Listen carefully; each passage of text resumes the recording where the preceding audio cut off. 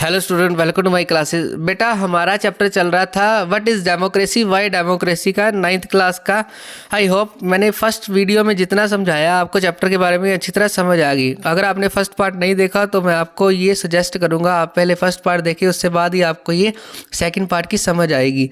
तो without wasting any time हम chapter शुरू करने से पहले मैं आपको एक छोटी सी इन्फॉर्मेशन दे दूं कि ये स्पेशल नोट्स है। इस नोट से आपको कुछ भी बार देखने को नहीं मिलेगा एग्ज़ाम में।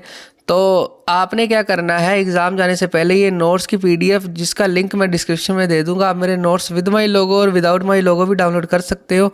तो बेसिकली इससे आपको बेनिफिशियल मिलेगा कि आपको रिवाइज़ करने में चैप्टर आसानी मिलेगी। तो बेसिकली एक मैंने सीरीज़ शुरू की है सेल्फ स्टडी की एक्सप्लेनेशन वाली, जहाँ पर मैं आपकी सेल्फ स्टडी के very short question answer, long question answer और शॉर्ट क्वेश्चन आंसर हिंदी में लाइन टू लाइन समझाऊंगा। अगर आपने वो देखने हैं तो डिस्क्रिप्शन में लिंक दे दूंगा। अगर डिस्क्रिप्शन में लिंक ना मिला तो आप मेरी प्लेलिस्ट में जाके वहाँ पर देख सकते हो। वहाँ पर आप आसानी से देख सकते हो कि मैंने डिवाइडेशन की हुई है प्लेलिस्ट में। तो बेसिकली अगला कॉन्सेप्ट आता है डेमोक्रेसी के ऊपर और गुड डेमोक्रेसी। हाँ जी, डेमोक्रेसी की फर्दर 2 डिवाइडेशन है। डेमोक्रेसी की 2 डिवाइडेशन क्या है, एक डेमोक्रेसी बोला जाता है, गुड डेमोक्रेसी बोला जाता है। अब ध्यान से इस बात को समझना, रट्टा नहीं लगाना, बच्चे भूलते हैं इसमें। डेमोक्रेसी क्या होती है, जब लोगों ने एक बार वोट दे दी, जिसको जिता दिया, वो बाद में जो रूलर है जिताया हुआ डेमोक्रेसी में, वो बाद में लोगों से पूछता नहीं है कि मैंने ये रूल एंड रेगुलेशन बनाना है, क्या करें, बनाऊं या ना बनाऊं, लोगों से नहीं पूछता। गुड डेमोक्रेसी क्या होती है, गुड डेमोक्रेसी ये होती है लोगों ने वोट दी, किसी को जिता दिया, अब वो हर पॉलिसी कोई भी रूल बनाना है पहले लोगों की वोटिंग कराएगा, अगर लोग बोलते हैं तभी वो रूल बनाएगा, तो वो होती है गुड डेमोक्रेसी। ठीक है, तो बेसिकली अब करते हैं, आई होप यहाँ तक आपको अच्छी तरह समझ आ गया। अब करते हैं इसकी डेफिनेशन। डेमोक्रेसी क्या होती है, आफ्टर विनिंग, जीतने के बाद जो रूल करता है, डिसीजन मेकर है, ओनली विनिंग गवर्नमेंट। ठीक है, वो क्या है, गवर्नमेंट है। जो रूल्स एंड रेगुलेशन कौन बनाती है, ओनली गवर्नमेंट, सरकार। मान लो एक लोगों ने वोट दी सरकार को, मान लो बीजेपी की एग्जांपल ले लेते हैं, बीजेपी की। ठीक है, बीजेपी का हेड कौन है, नरेंद्र मोदी। तो नरेंद्र मोदी क्या करेगा, सिर्फ और सिर्फ अपने क्या कहते हैं रूल बनाएगा, गवर्नमेंट ही रूल बनाएगी, वो लोगों से नहीं पूछेगी। ठीक है, तो उसको बोला जाता है डेमोक्रेसी। अब बात करते हैं गुड डेमोक्रेसी। गुड डेमोक्रेसी में आफ्टर विनिंग मतलब जीतने के बाद रूल और डिसीजन मेकर कौन होता है, गवर्नमेंट प्लस पीपल। यहाँ पर गवर्नमेंट भी होती है और पीपल भी होती है। ठीक है, लोग भी होते हैं। तो बेसिकली अगर बीजेपी जीतती है यहाँ पर गुड डेमोक्रेसी में, तो मान लो मोदी जी हैं, तो मोदी जी क्या करेंगे, लोगों से पूछेंगे रूल बनाने से पहले मैं बनाऊं या ना बनाऊं। अब मेरे को कमेंट बॉक्स में ये बताओ कि कौन सी डेमोक्रेसी होनी चाहिए अपने देश में, डेमोक्रेसी या गुड डेमोक्रेसी। ठीक है, उसके बाद आ जाता है अगला कॉन्सेप्ट, फीचर ऑफ डेमोक्रेसी, कि डेमोक्रेसी की क्या क्या खूबियाँ हैं। ध्यान से समझना, डेमोक्रेसी के क्या क्या खूबियाँ हैं, क्या क्या फीचर्स हैं। जैसे अपने फ़ोन में फीचर्स होते हैं, कैमरा बढ़िया होता है, ठीक है, फ्लैश लाइट होती है, 5G स्पॉटर होता है, वैसे ही फीचर्स हमने बताने हैं। ठीक है, फीचर क्या है, final decision maker is people. First feature है, जो फाइनल डिसीजन मेकर है वो कौन होते हैं, लोग होते हैं। जिसको लोग सबसे ज़्यादा वोट देंगे वही जीतेगा। दूसरा, फ्री एंड फेयर इलेक्शन, यहाँ पर बड़े ईमानदारी से इलेक्शन होते हैं डेमोक्रेसी में। अगर डिक्टेटरशिप की बात करें तो राजा इलेक्शन करवाता ही नहीं। ठीक है, उसके बाद 1 पर्सन 1 वोट 1 वैल्यू, यहाँ पर क्या, एक पर्सन की एक ही वोट बनी होएगी और उसकी एक ही वैल्यू होएगी। मान लो उसकी वैल्यू, चाहे वो अमीर है, चाहे वो गरीब है, चाहे काला है, चाहे गोरा है, चाहे जो मर्जी है, उसकी एक वैल्यू मानी जाएगी, मतलब रिस्पेक्ट की जाएगी। Rules of law, respect of law, मतलब जो रूल्स हैं वो लॉ है वो रूल्स के अकॉर्डिंग बनेंगे। ठीक है, और सभी लॉ की यहाँ पर रिस्पेक्ट की जाएगी। अगर तोड़ेगा, चाहे प्राइम मिनिस्टर भी तोड़ेगा, उसको भी सजा आएगी। ठीक है, ये फीचर्स कर रहे हैं हम डेमोक्रेसी के। उसके बाद है पॉलिटिकल इक्वालिटी, यहाँ पर पॉलिटिकल राजनीति इक्वालिटी मिलेगी। ठीक है, मतलब 18 साल का हुआ वो वोट देने के लायक है, चाहे लड़का है चाहे लड़की है। No discrimination on the basis of gender, caste and religion. I hope यहाँ तक आपको अच्छी तरह समझ आ गई। मोस्ट इंपॉर्टेंट पॉइंट है ये लास्ट वाला, rooms of correction. Rooms of correction, correction का मतलब होता है गलतियाँ सुधारना। मान लो मैंने मान लो बीजेपी को वोट दी है हमने, ठीक है, वो कितने साल तक राज करेगी, 5 साल तक। ठीक है, अब बीजेपी यहाँ पर लास्ट मैंने लिखा है रूम ऑफ करेक्शन। मान लो बीजेपी अपना काम सही ढंग से नहीं करती तो लोग अगले साल उसको वोट ही नहीं देंगे 5 साल बाद। ठीक है, तो ये गलतियाँ सुधारने का मौका देती है डेमोक्रेसी।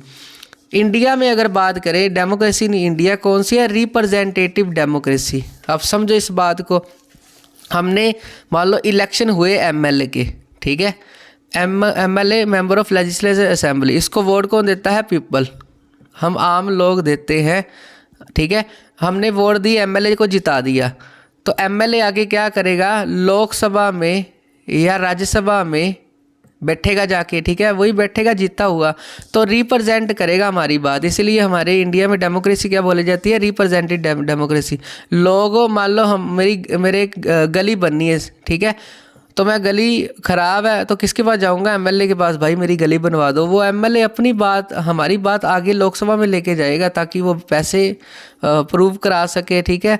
तो बेसिकली हमारा बात उसने क्या कर दी, आगे रिप्रेजेंट कर दी। तो इसलिए हमारे इंडिया में डेमोक्रेसी कौन सी टाइप की है, रिप्रेजेंटेटिव डेमोक्रेसी। आई होप यहाँ तक आपको अच्छी तरह समझ आ गया, ठीक है। अगर ये नोट्स किसी ने लेने हैं तो डिस्क्रिप्शन में उसका लिंक दे दूंगा, मेरे नोट्स विद माई लोगो और विदाउट माई लोगो भी डाउनलोड कर सकते हो, ठीक है। ये मेरा लोगो है सॉरी। तो बेसिकली आगे आता है आर्गूमेंट अगेंस्ट डेमोक्रेसी। डेमोक्रेसी के खिलाफ कौन कौन सी बातें हैं जो लोगों को पसंद नहीं है, ठीक है। अगर ये चेंज हो जाए तो डेमोक्रेसी बड़ी अच्छी हो जाएगी। इंस्टेबिलिटी का मतलब होता है उतार चढ़ाव। मान लो डेमोक्रेसी में है, अब मान लो कोई राज कर रहा है 5 साल तक, ठीक है, मान लो कोई जीत गया, अब क्या आएगा, इंस्टेबिलिटी है। हो सकता है अगले 5 साल में कोई और आ जाए, अगले 5 साल में कोई और आ जाए, मतलब यहाँ पर इंस्टेबिलिटी है, एक जैसा नहीं है, कुछ बदल सकता है, कोई पार्टी चेंज कर रहा है बंदा, ठीक है, कोई किसी पार्टी में जा रहा है, तो इंस्टेबिलिटी है, ठीक है। अगला करप्शन, यहाँ पर करप्शन देखने को मिलती है, लोग पैसे लेके काम करते हैं, बड़े बड़े नेता, तो ये भी देखने को मिलता है।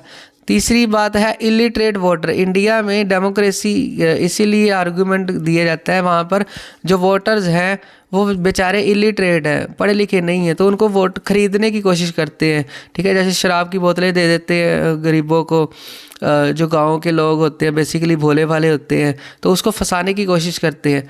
तीसरा अगला point delay in decision making, मतलब डेमोक्रेसी में डिसीजन मेकिंग है ना वो बड़ी लेट होती है। जैसे कोर्ट ही देख लो आप, वहाँ पर तारीख पे तारीख होती है, तो यहाँ पर क्या है, डिसीजन को टाइम लग जाता है, ठीक है। लो मोरालिटी, मोरल वैल्यू की कमी है यहाँ पर सिर्फ जीतना जानते हैं पॉलिटिकल लीडर, ठीक है, उनमें भावना नहीं है सच्ची देशभक्ति की, ठीक है, तो इसको क्या बोलते हैं, मोरालिटी, ठीक है, मोरल वैल्यू की कमी है यहाँ पर। अब अगली स्लाइड है democracy is better form of other government. बतानी है कैसे, जो डेमोक्रेसी है जितनी भी हमने अदर फॉर्म की है, मिलिट्री रूल किया है, डिक्टेटरशिप की है, ठीक है, नॉन डेमोक्रेटेड की है, ये सारी की है, ये डेमोक्रेसी से क्यों बढ़िया है। रूम ऑफ करेक्शन, जैसे मैंने पहले बताया, ये गलतियाँ सुधारने का मौका है। अकाउंटेबल, इसको बोला जाता है आंसरेबल। अकाउंटेबल का मतलब आंसरेबल।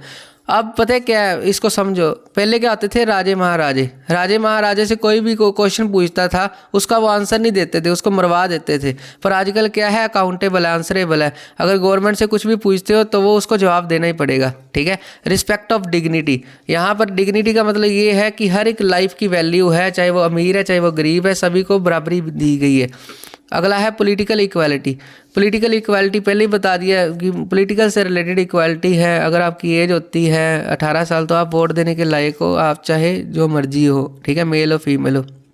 उसके बाद लास्ट में कॉन्सेप्ट आता है अबाउट नॉन डेमोक्रेटेड कंट्री, जो जहाँ पर डेमोक्रेसी नहीं है वहाँ पर क्या देखने को मिलता है। सबसे पहले हम वर्कर्स की लाइफ अगर देखें, काम करने वालों की, तो वहाँ पर not allowed to free trade, workers को फ्री ट्रेड करने से, फ्री व्यापार करने से रोका जाता है।